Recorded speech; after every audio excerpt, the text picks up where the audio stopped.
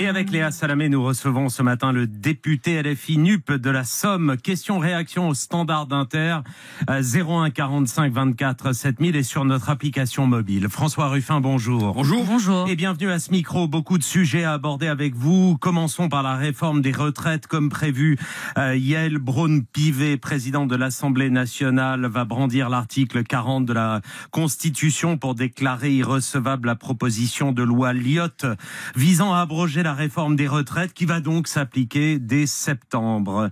Reconnaissez-vous, François Ruffin, ce matin que c'est aujourd'hui l'épilogue de la contestation sur cette réforme des retraites, que la partie est terminée, que la page est tournée? Moi, je viens dire aux gens ce matin, nous sommes forts. Nous sommes forts.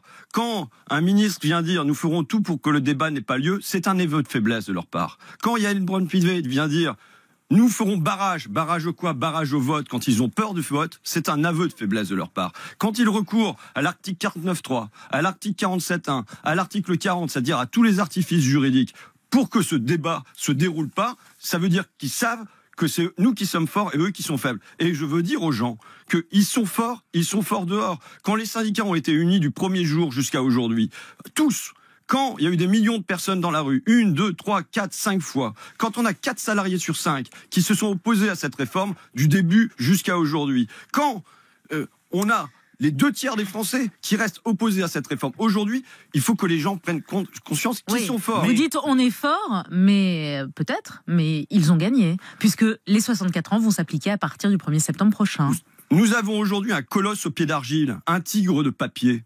Quand on tient un tigre de papier qui arrive à faire passer sa réforme malgré une opposition de 70% des gens. Avec ses petites ficelles. Vous savez, quand la démocratie, qui signifie normalement le pouvoir du peuple, par le peuple, pour le peuple, devient le pouvoir sans le peuple et contre le peuple, ça tient pas longtemps. Moi, ce que je veux qu'on signale aujourd'hui, c'est à quel point cette loi sur les retraites, cette opposition qui demeure aujourd'hui, et on passe par-dessus, non seulement ce que pensent les gens dehors, ce que pensent les Français, mais aussi quand on passe par-dessus l'Assemblée, quand Charles de Courson devient un symbole de la rébellion, c'est qu'il y a quelque chose qui se passe dans le pays. Pour moi, il s'agit de bien comprendre qu'on est aujourd'hui à un point d'achèvement. Le point d'achèvement de quoi? Ça fait 40 ans, ça fait au moins depuis le 29 mai 2005, qu'on a des dirigeants qui dirigent contre les gens, sans les gens, et qui prennent une direction que ne souhaite pas le pays. Attendez, contre les gens, sans les gens, etc. Depuis 2005, il y a eu des élections présidentielles, législatives. Ils ont la légitimité des urnes, non? C'est pas un quitus pour faire tout et n'importe quoi. Contre les gens. C'est contre les gens. C'est contre les gens, très profondément. On est en dictature? Non, mais on est dans une démocratie qui devient quand même très très particulière, ok? Mais c'est bel et bien contre les gens aujourd'hui. C'est contre les gens sur plein de points. Mais sur quoi? Vous regardez ce qui se décide sur les questions de libre-échange. Est-ce que les Français veulent des accords avec les Nouvelle-Zélande? Est-ce que les Français veulent des accords avec les pays d'Amérique du Sud? Alors pourquoi ils vous élisent pas? Pardon de vous dire, pourquoi est-ce qu'Emmanuel Macron a gagné il y a un an? D'abord, il gagne, je regarde la société française et je considère qu'elle est objectivement aujourd'hui divisée en 3 blocs. Donc il n'a pas un bloc majoritaire. Ça veut dire quoi? Ça veut dire que quand on est élu dans ces conditions-là, et je le dis pour la gauche demain, si on est élu dans ces conditions-là, avec un bloc d'extrême droite, avec un bloc de gauche et avec un bloc central libéral qui s'effrite dans la durée, qui va continuer de s'effriter, eh bien, il faut chercher à réparer ces fractures-là et non pas à diviser encore davantage. Moi, je suis triste pour mon pays aujourd'hui. Je suis triste pour mon pays aujourd'hui parce que là où un président de la République doit être garant de l'unité de la nation, on a au contraire un porteur de division.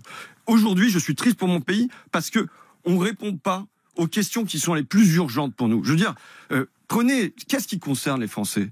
Qu'est-ce qui est fait, par exemple, sur les prix aujourd'hui de l'agroalimentaire? Les prix dont on sait que d'après l'INSEE... Le panier anti-inflation. Non, c'est de la rigolade. On a Bruno Le Maire qui, tous les matins, vient dire, voilà, attention, les industriels de l'agroalimentaire, si ils continuent comme ça, je vais me fâcher, je vais faire une loi et tout ça. À la fin, on a quoi? On a 70% des prix qui augmentent à cause des profits, et on a une non-réaction du gouvernement, alors qu'il y a un désir des Français d'aller vers une régulation des prix. Mais regardez ce qui se passe sur le logement. Parce que la question du pouvoir d'achat, aujourd'hui, c'est centralement la question du logement. Emmanuel Macron met en place un Conseil national de la refondation qui vient dire il faut réguler les loyers, il faut réguler le foncier. Et derrière, il décide de ne rien faire.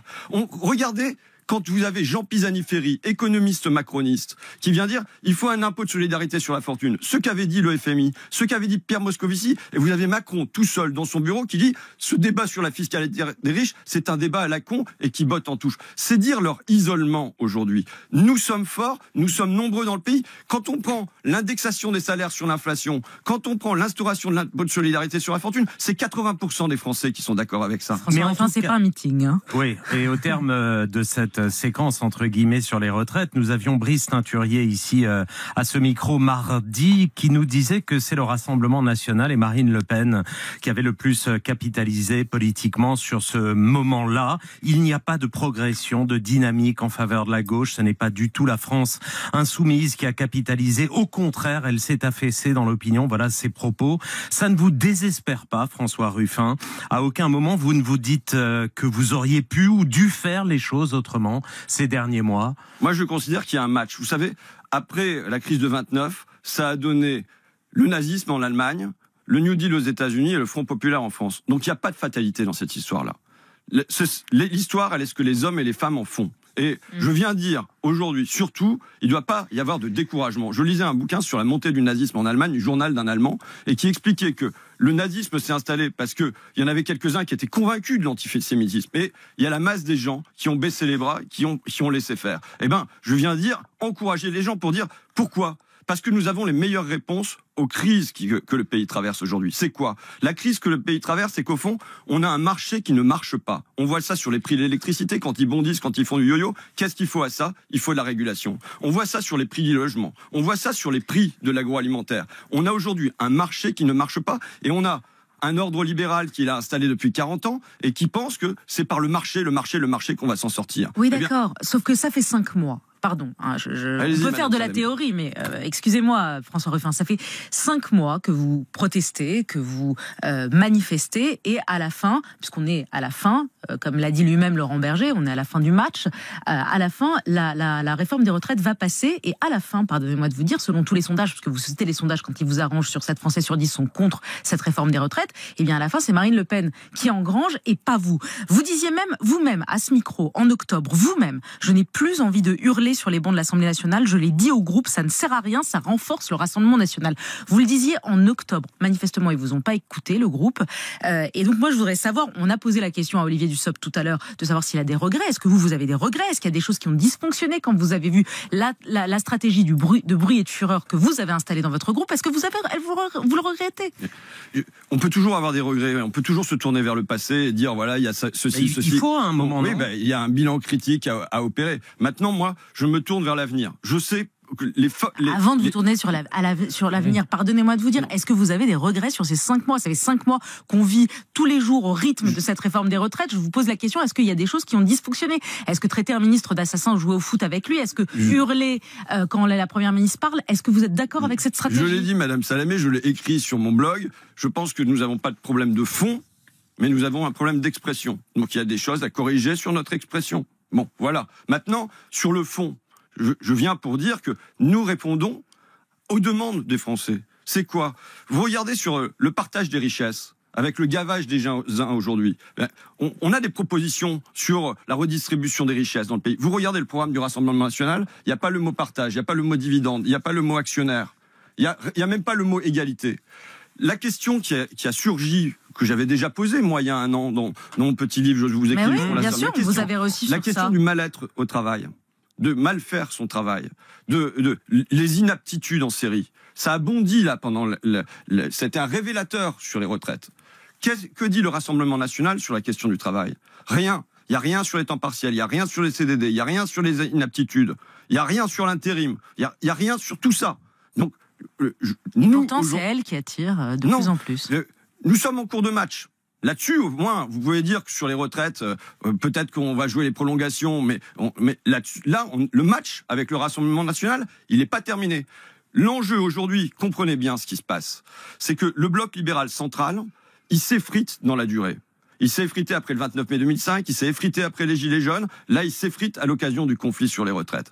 La grande question, c'est vers quoi vont être attirées les particules qui décrochent de ce bloc central. Et là, la bataille, elle est là. Et moi, est-ce que ces particules vont aller vers la gauche? Parce que vous écriviez dans ce livre que de parti des salariés, nous voilà dans l'esprit commun, le parti des assistés. Et à ce micro, vous disiez que vous étiez là pour que la valeur travail revienne à gauche. Quand j'entends des gens me dire qu'ils ne peuvent pas être pour la gauche parce qu'ils sont pour le travail, je considère qu'on a un souci majeur. C'était vos propos. La gauche est-elle en train de le régler, ce souci, ou garde-t-elle un problème avec la question du travail? Je pense qu'on doit placer au cœur de notre programme le travailler mieux. Je participais à un colloque où c'était travailler moins, travailler mieux, travailler tous. Aujourd'hui, le gros souci, c'est le mal-être, le mal-faire au travail. Et ça, c'est une question qu'on doit affronter. Comment on fait pour que les gens se sentent mieux au sein de leur entreprise? C'est pas une question qu'on doit juger comme étant périphérique. C'est, à mon avis, et même, je le dis aujourd'hui, l'ordre libéral, ceux qui tiennent le volant depuis maintenant 40 ans, ils sont pas à même de régler les grands problèmes de notre temps. Et à commencer par la question climatique. Là, vous savez que j'organise un colloque samedi matin au Collège des Bernardins sur l'économie de guerre climatique. C'est quoi l'idée? L'idée, c'est de dire, que fait Roosevelt en 1942 quand il entre en guerre? Eh bien, il décide de canaliser, alors qu'il lui manque de bombardiers, il manque de tanks, il manque de porte-avions, il décide de canaliser toute l'énergie du pays, tous les savoir-faire, toute la main-d'œuvre du pays en une direction, qui est l'économie de guerre. Eh bien, de la même manière, aujourd'hui, nous devrions faire la même chose et canaliser toutes les énergies du pays, tous les capitaux, toute la main-d'œuvre en une direction, qui est l'économie de guerre climatique. Vous faites beaucoup d'associations d'idées ce matin, c'est intéressant. C'est pas pour le climat, c'est pour le travail. Le travail, 7% de chômage. Jamais le chômage n'a été aussi bas. Encore ce matin, l'INSEE annonce 86 887 000 emplois en plus au premier trimestre, ce qui me fait vous poser la question de Gilles sur l'appli d'Inter. Vous êtes fan absolu du RC Lens. La politique d'Emmanuel Macron a permis à 87 000 personnes de trouver un emploi au premier trimestre en 3 mois. C'est beaucoup plus que la capacité du Stade Bollaert, qui n'accueille que 38 000 spectateurs. Qu'est-ce que ça vous inspire? Comprenez qu'est-ce que c'est la grande transformation du marché du travail sous Emmanuel Macron. C'est de transformer des métiers en des bouts de boulot.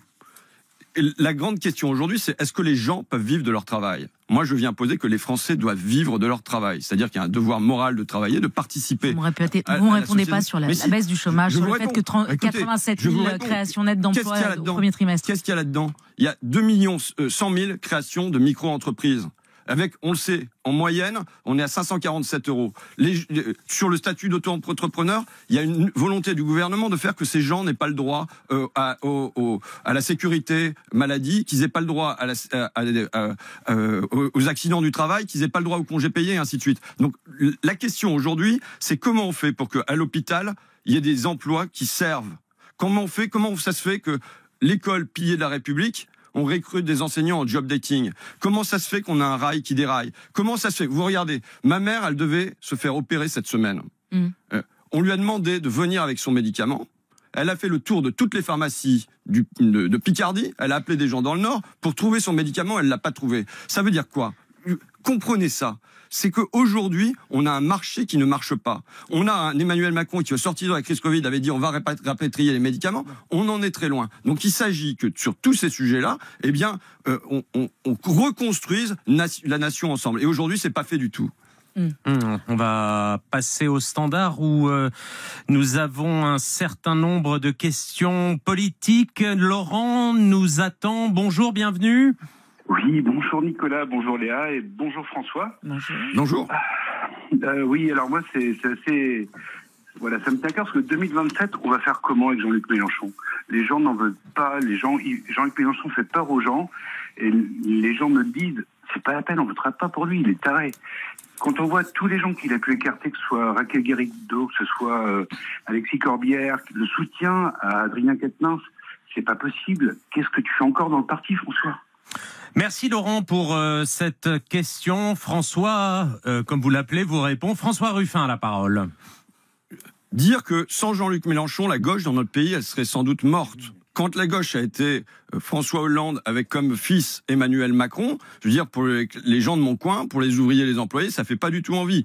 Et moi, je me suis reconnu dans la démarche de long terme, et je me reconnais dans la démarche de Jean-Luc Mélenchon, qui, depuis le traité constitutionnel européen de 2005, en gros, à travers le front de gauche, est venu relever une gauche, la mettre sur ses deux jambes, sa jambe rouge et sa jambe verte, sa jambe à la fois sociale et sa jambe écologique. Donc voilà ce qu'a permis Jean-Luc Mélenchon. Ce qu'a permis Jean-Luc Mélenchon à la dernière élection, c'est quand même qu'on ait une gauche à 22%. Alors, elle passe pas le cadre du premier tour, mais elle est quand même là, elle est quand même debout à 22%, et elle retrouve des pans des classes populaires dans les quartiers, elle retrouve des classes populaires en outre-mer, elle retrouve les jeunes des centres-villes. Et 2027, il s'y repart, vous le soutenez ? C'est la question de Laurent. Hein. 2027, vous savez pourquoi je suis là ?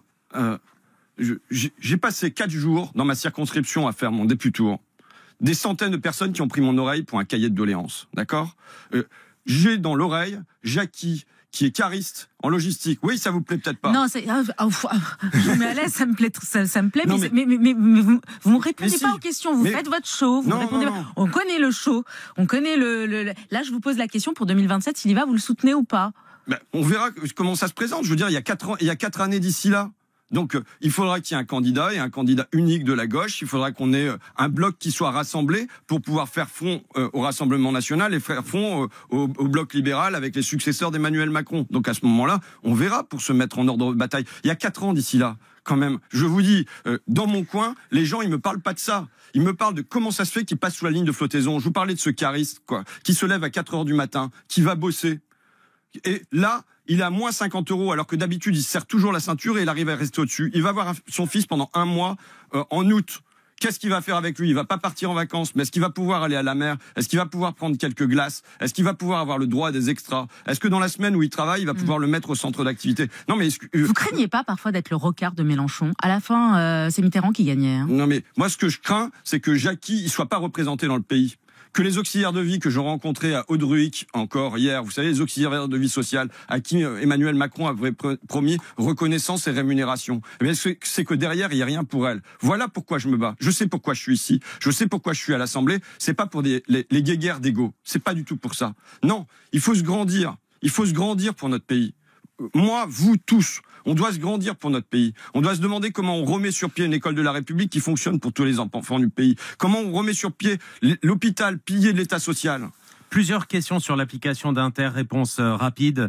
Stéphane, ce que vous appelez des artifices juridiques sont les articles de notre Constitution. C'est grave d'attaquer les fondements de notre démocratie, François Ruffin. Bon, là, on voit qu'on a très bien des bouts de ficelle qui sont racolés les uns derrière les autres et que, comme disait Montesquieu, l'esprit des lois n'est pas respecté. L'esprit des lois qui fait que, normalement, l'Assemblée nationale, elle devrait pouvoir avoir... Vous savez, d'ailleurs, il y a la statue de Montesquieu dans les jardins de l'Assemblée et je me dis, mais bon sang, il doit se retourner dans sa statue, ça doit faire tout tous les jours, tellement il doit tourner vite à l'intérieur, parce que on a aujourd'hui une chaîne qui est entre l'Assemblée et l'Élysée, et c'est cette chaîne qui est à rompre pour qu'on ait un véritable pouvoir législatif qui soit aujourd'hui indépendant du pouvoir élyséen. On peut pas laisser toutes les décisions entre les mains d'un seul homme. Il faut restaurer de la démocratie dans le pays. Ça passe par exemple par l'instauration du référendum d'initiative citoyenne. Question de Rémi, souhaitez-vous sortir de l'UE ? Vous savez, Jean-Pierre Chevènement disait « J'étais pas pour monter dans l'avion et maintenant que je suis dedans, je suis pas pour sauter sans parachute ». Ah, d'accord. Et donc aujourd'hui, d'autant plus dans une Union européenne où en fait on a un Emmanuel Macron qui est plus libéral que l'Union européenne elle-même. Je parlais tout à l'heure des auto-entrepreneurs. La Commission européenne, tout comme le Parlement européen, ont décidé qu'il fallait avoir une présomption de salariat, c'est-à-dire qu'il devait y avoir des droits pour les travailleurs des plateformes, de Uber et compagnie, des droits au chômage, des droits au congé payé, des droits à la retraite. Et qui s'y opposait ? Elisabeth Borne et Emmanuel Macron. Donc, on a une France qui fait opposition. Il ne faut pas sortir de l'Union européenne, on vous entend. Faut-il désobéir ?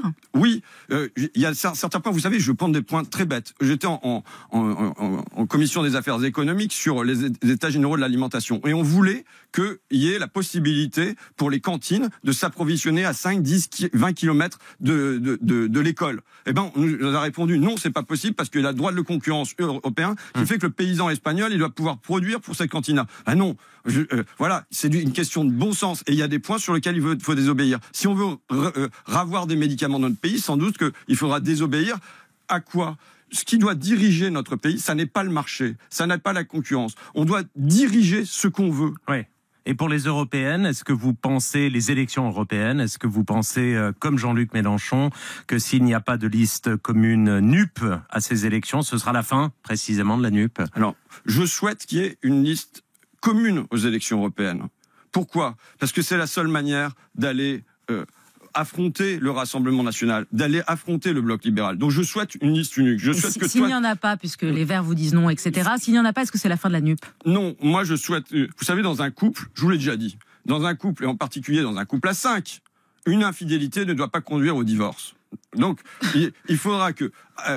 Donc même s'il y a infidélité, il faut pas divorcer. C'est une petite séparation, un break. Et donc, y compris dans les élections européennes, il faudra qu'il y ait un gentleman agreement, qu'on continue de se parler, qu'on échange. Aujourd'hui, ce qui nous manque au sein de la gauche, c'est un lieu de débat où on vienne poser qu'est-ce qui nous sépare et qu'est-ce qui nous rassemble. Un mot sur l'immigration, vous en parlez très rarement, François Ruffin. Olivier Véran disait d'ailleurs à ce micro qu'il préférait une droite LR qui faisait des propositions quitte à ne pas être d'accord avec elle, qu'une gauche silencieuse et qui se planquait sur le sujet.